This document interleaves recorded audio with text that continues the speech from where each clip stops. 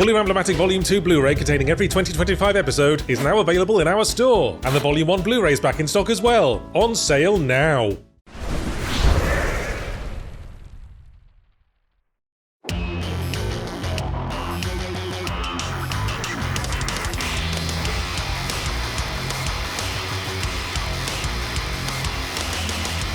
Let's all laugh at an industry that never learns anything TE.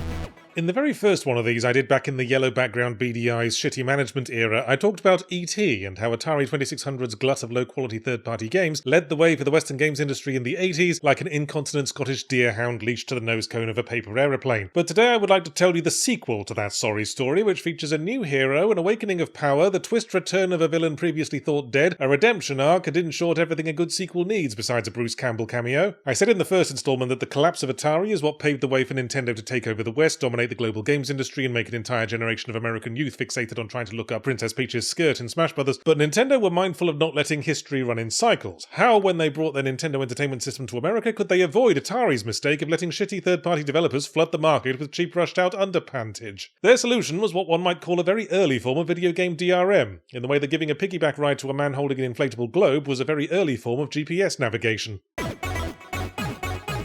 Every NES console had what was called a CIC chip, or Checking Integrated Circuit. A corresponding chip was put in the cartridge of all Nintendo's approved games. If the one chip couldn't detect the other chip and exchange a passcode, the console would enter a continuous reset cycle. Simple, really. Compared to modern digital security, it's basically one step up from hiring a chimp holding a finger on the end of a stick and having it constantly press the reset button until the user can show it ID or a tasty banana. But it seemed to do the job. Only games with the chips would actually work, and Nintendo could ensure that only the games they approved of had the chips. But some argued that Nintendo had overcorrected in their attempts to bypass the potholes of Atari's mistakes and driven straight into the hedgerow of autocracy. As well as charging licensing fees, Nintendo demanded exclusivity, that developers only make 5 games a year and remove all violent and family-unfriendly content. Not that the world wept for the lack of an NES port of Custer's Revenge, but it was still suppressing creativity. And I hate being put in a position where I have to argue that Mario should be allowed to punitively spank disobedient Yoshis. It makes everyone think I'm a weirdo. So publishers were immediately looking for ways to CI circumnavigate the CIC chip. The publisher Color Dreams took to adding tech to their cartridges that reportedly deactivated the chip with a voltage spike, the equivalent of stunning the chimpanzee with a taser gun. But to my mind, the sort of person who'll fucking electrocute the bouncer to get into a nightclub is not the sort of person I'd want to be sharing a dance floor with in the first place, and Color Dreams' games were all notoriously shitty. Their only noteworthy title being Bible Adventures, which certainly wasn't noteworthy for being a hot ticket among the youth of the day. Your nightclub equally doesn't want someone standing in the middle of the dance floor quoting Bible verses and making the atmosphere weird. Nintendo quickly started manufacturing consoles with defenses against voltage spikes. Color Dreams attempted to distribute information on how to disable them manually, but apparently not enough people wanted to go at their expensive electronics with screwdriver and pliers for the sake of fucking Bible Adventures, which to my mind reflects a shocking lack of commitment to Jesus. But I promise this story featured a surprise twist villain resurrection in the form of none other than Atari. Having been saved from annihilation by a partial merger with Namco, Atari Games beheld Nintendo's success with envious eyes. So those Nintendolts think the world is safe from third-party slop, do they? Soon those fools will quake in fear again at the irrepressible shittiness of Atari. And they immediately set out to back-engineer the CIC chip to create their own version of it, until a few moments later when they said, "Oh, I've just remembered we suck at this. Is there a way to get the CIC code that's easier and preferably a little bit more evil?" And what do you know? There was. See, Nintendo copyrighted the CIC, but it turns out you can't copyright a thing without telling someone what it is, and the US Copyright Office had a record of the unlock code. So Atari, cunningly, put on a false moustache, went to the Copyright Office and said, hello, Nintendo was suing me for copyright infringement, sotto voce, or at least they soon will be, and I need to see their CIC code to argue our case in court. And would you believe that actually fucking worked? The Copyright Office cheerfully handed it over, and Atari began releasing unauthorized NES games under the 10-gen label in stylish bad boy black cartridges, fitted with bootleg CIC chips that they had named the Rabbit chip, presumably because it was a right little fucker. At the same time, probably with an attitude of, well, we're in the diarrhea now, might as well start drinking, Atari filed suit against Nintendo for unfair competition, whereupon Nintendo blinked in confusion a couple of times and then sued Atari straight back for unfair competition and patent infringement, whereupon Atari counter-sued Nintendo for unfair competition, patent misuse, and being a bunch of big fat meanie heads. At the trial, the judges fairly and reasonably nodded along as they listened to both sides' arguments, then coughed and said, "Sorry, could you go back to the part where you deliberately committed fraud against the Copyright Office? Yes, you might have already guessed from how we're very emphatically not currently playing the Atari Switch 2 that Atari didn't do terribly well out of this. Turns out if you break into someone's house and steal their car, you don't then get to complain about how aggressively they locked the garage door."